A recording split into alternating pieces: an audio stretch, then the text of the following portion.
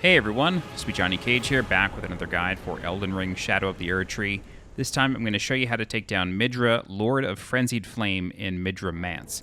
This boss fight requires a really interesting setup. You got to be really mindful of your gear. You want to have a decent frenzy resistance rating, and the way you increase that resistance is by increasing your total focus.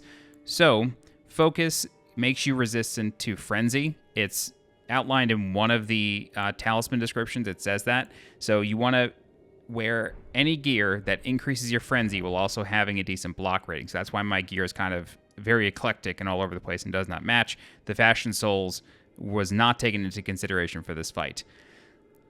I am using the fingerprint shield, so my equip burden is very high. I do use the Great Shard Arsenal Talisman to increase my total equip load, but I do not have any extra weapons or bows or staves or seals or anything equipped. It's actually very minimal to exactly what I need for this fight, which is just a sword and shield. Okay, so when the boss starts attacking in his true form, he will typically do that attack that you just saw right there, which is a Frenzy Flame Explosion. You can actually roll forward through that. Just be careful, because if you roll forward, he can sometimes do it again immediately, and it's very hard to tell that that's happening because of how bright everything is. All of his sword swings can combo. Sometimes he extends combos by either doing a third hit or just doing the same combo twice.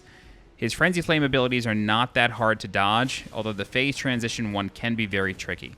So that extra thrust there, the way to telegraph that specific hit is if he leaves his hand up in the air in that sort of backhand pose. If he's doing that still after he finishes that stab combo, he's going to follow it up. So it's a really good idea to just pay very close attention to his hand and what stance that hand is in before going in on him. You really don't want to do more than 2, possibly 3 attacks, except for very specific circumstances. This is one of those circumstances. After he does those really big wave attacks, he is very exposed, and sometimes you can get up to 5 hit combos off on him if you're close enough when it ends. That jump grab attack is somewhat easy to dodge. I failed it there, but the real tricky part is that he can still do the follow-up attack even if he doesn't grab you. So it's very important that you pay attention to what his stance still is. And sometimes he does the explosion, sometimes he doesn't. It's a proximity thing. If you are close to him when he finishes the jump and does not grab you, pay attention to him, because he's going to thrust his hand back into the ground, and then the explosion happens anyway. You can roll through it. It's not a big deal, but you just got to pay very close attention. Okay, so here's the jump. You saw there, he thrusts his hand again, but you can roll through it without an issue. You do have to watch out for the little dagger in his left hand. It doesn't really do much damage, but it's really just there to kind of try to break your poise and deal block damage. So just pay very close attention to that hand. Sometimes he can do that attack twice, so you have to be very careful.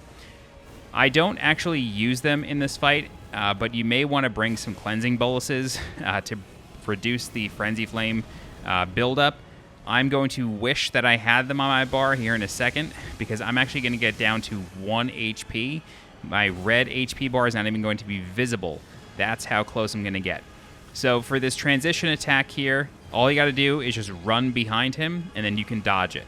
It's very hard to do. It's very hard to tell, because sometimes it looks like he is actually just doing his jump grab attack, and sometimes you just won't be ready for it. See there, 1 HP.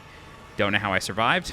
But when you notice he's sort of like hanging in the air like Jesus, just run behind him, and then as long as you're a decent amount away from him, you should be okay. I've never been able to run away from him and get to a safe enough position to where I'm avoiding the damage. I always have to run behind him. So that's why it's a really good idea to keep him in the center of the arena as best as you can. You don't want to fight him near any walls, because if he does do that attack, then what can end up happening is you can't get behind him.